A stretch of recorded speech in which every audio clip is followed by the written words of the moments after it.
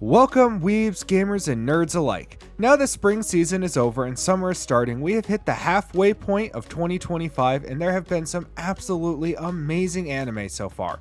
From amazing fights, new dramatic twists, and moments that'll have you on the ground laughing, 2025 has been a great year so far. So in today's video, we go over 10 of the best anime to come out in 2025 so far. There will be spoilers ahead, so be warned. Make sure to subscribe so you don't miss out on more geek content. Without further ado, let's get into the list. Kicking off this list, we have Apothecary Diaries Season 2. Of course, we have to mention probably one of the best written shows in recent years that has arguably one of the best main characters in Mao Mao that we've seen of all time. From beginning to end, Season 2 had me absolutely hooked with the addition of the new, but not so new characters Shinsui and the return of Suire. The engrossing plot surrounding Jinshi and his royal station, involving people from the West and internal strife. Gosh, this was so much fun to watch. Not to mention the music and animation were amazing and gorgeous to look at. Season 1 was already amazing, and it is tough sometimes for shows to be able to meet the same expectations, but what Toho and the cast did with Season 2 more than met expectations. Watching Mao Mao be both decisive and logical, but also slipping into more emotionally charged decisions, just helped really establish the complexity of her character. And it was really nice to see her finally realize who Jinshi is, and Jinshi to finally start showing his feelings towards her, even if they aren't fully mutual yet.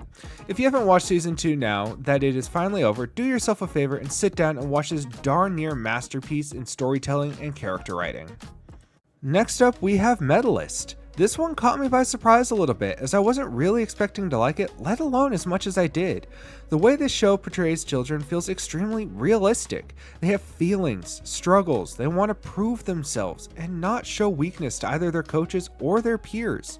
The relationship between Inori and Tsukasa was organic, with highs and lows, and they both learned a lot from each other, which in turn helped develop not only his relationship with Ryo, but also his character as a whole as he finds a new passion for figure skating. This is all done with solid 2D animation for the majority of the show, and during the other part, during the figure skating sections, is with outstanding 3D animation accompanied by some beautiful music that really ends up drawing on the heartstrings, especially during Tsukasa's dancing Ryo's piece and Inori's final badge test. The feelings this show is able to express and invoke in the audience with beautiful animation easily makes it one of the best anime of the year. Now we have Castlevania Nocturne Season 2. Now this might not technically count as an anime, but it's just so darn good that I have to include it on this list. Season 1 had some insane moments and really showed that Castlevania can still be amazing even without good old Trevor Belmont. But what Season 2 managed to do with the animation, the writing, the character development, and the choreography was just absolutely insane. The fights and moments were out of this world, from Maria losing her shit and straight up summoning a dragon, to Alucard and Richter teaming up to find Drolta, only for Richter to just throw them hands and then use the Moonlight Greatsword to slice half the city block in half. The music was very well done and helped elevate all of the serious and emotional moments. And the voice acting was very much improved on Season 1, and each character felt like they grew in ways that made sense, like Maria hating her father and eventually snapping and doing something she can't take back, and the toll it takes on her for the rest of the season. While I don't think this is as good as the original Castlevania, Season 2 of Nocturne does a phenomenal job and is very much one of the best anime to come out this year. Next up, I for one was extremely hyped for the next entry on our list and had been anxiously awaiting the release since March of last year. And that gem that I was waiting ever so patiently on was Solo Leveling Season 2. Everything in Season 2 was taken and dialed up to a smashing 11. Spoiler alert for the entire season here. The amount of times that I audibly gasped during this season with all the twists and unexpected moments was off the charts. From Iron's inception into his forces, to Jinwoo's mom, to Biru's entrance, if we will. I was so beyond floored consistently, week to week. The fights were incredibly satisfying to watch and choreographed, and incredible to listen to. I even found myself rewinding and watching multiple encounters multiple times while watching episodes.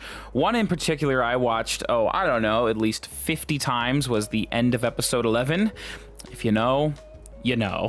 The animation, the music, the characters, the voice acting, the fights, all of it was just so breathtaking. I don't know if it was me being a normie and semi-new to anime, but they absolutely popped off, and I cannot wait for season 3. Next up, we have Ishura Season 2. This year, we got the continuation of Studio Passion's Ishura, which much like Season 1, was surprisingly pretty darn good.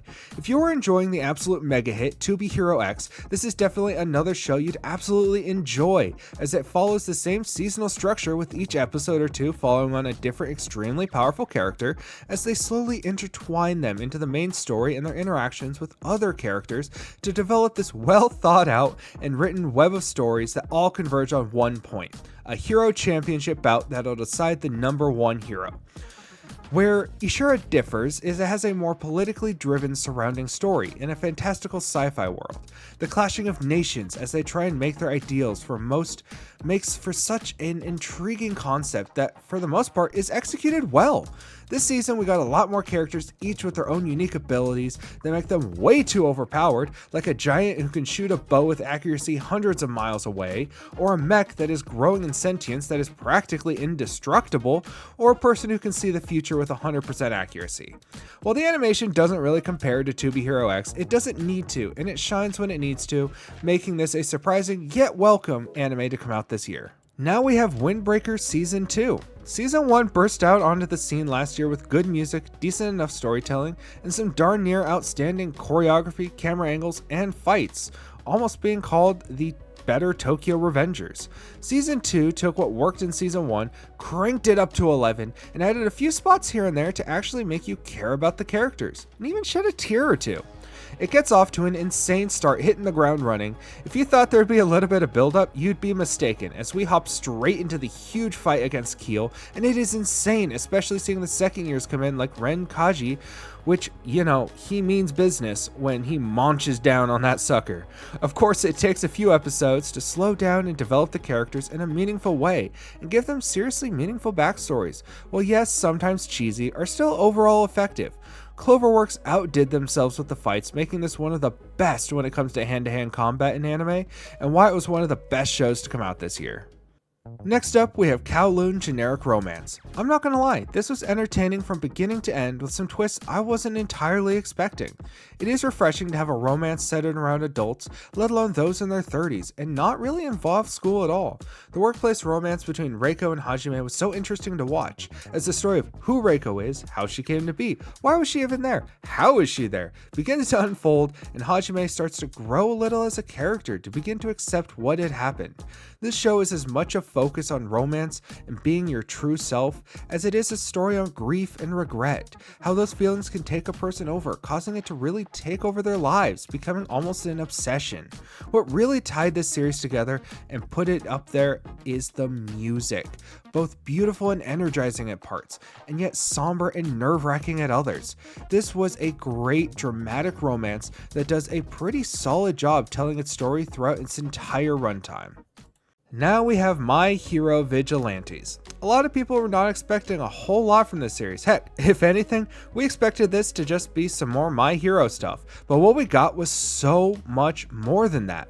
This might be the best My Hero has really been in a while. The opening was a banger, the animation was great, especially with the little comic book nods with the use of onomatopoeias, and the cast was relatable and intriguing. Instead of more high schoolers, we got a kid in college who's just trying to be a hero, even though his quirk really isn't all that amazing. A small pop idol, and probably the best of the three in Knuckle Duster, a middle-aged guy with no quirk whose English dub, done by Jason Marnaka, was done right amazing. The story felt more grounded, and it was great seeing some of the heroes from the mainline series before the events of Academia, as well as some new faces like Captain Celebrity. This was a very pleasant surprise and a much watch for My Hero and comic fans alike. Next up, we have Devil May Cry. Now, a lot of people did have some issues with this, especially those who are longtime fans of the games. However, as someone who hasn't played the games, this was awesome, and Johnny Yongbosch absolutely killed it as Dante. He was such a cool, charismatic asshat of a character who just stole the show and was entertaining throughout. The animation was good, and of course, the music was fitting of a Devil May Cry title, including Evanescence coming out and making a song for him. The plot, while not extremely complex, was decent, and the characters throughout were entertaining and written well enough to keep you engaged, especially the main villain, White Rabbit, who had an amazing, heart-wrenching episode going back and forth with Lady's backstory. We also get one of the final voice performances from the late, great Kevin Conroy. Season 2 looks to be even better, but as for Season 1, we think it was extremely entertaining season with good action, funny dialogue, and went on to show the best adaptation for most video games will probably be animation. Next up on our list, we have To Be Hero. I don't know about you, but my superhero fatigue has been fairly exhausting lately, so I was cautious about this next entry, and I went in entirely blind. Well, I can confidently say that when Mr. Shepard6 said I would like this series, he was right. First of all, the power structure is extremely fascinating to me. The system of trust being the strength of your powers directly correlating with the amount you are popular with the general public is super unique, and I love it. It gives me similar energy as to like The Boys, where superheroes are a brand more than actual saving the day heroes like in Marvel or DC. The biggest similarities between the two being the more popular you are, the better you are treated and compensated, and the complete fabrication of all their narratives and relationships. Each arc has been super interesting and tie in with one another in a super clever way that may not be super obvious at first. Another thing I absolutely loved is whenever the animation style would shift whenever the heroes would be doing hero activities. I had never seen this done, and I don't know where else it would fit aside from maybe flashbacks, but I wish it was more common and continued through the whole series. All in all, To Be Hero was incredible, and I can't wait to see the next season and series that the studio does. That wraps up our list for the best anime of 2025 so far. There are some great and underrated shows we had to leave off, so let us know what your favorite shows are from this year in the comments below. Check out our Twitch and TikTok for more geeky goodness. Leave a like and share if you enjoyed the video. Until the next video, keep on geeking on.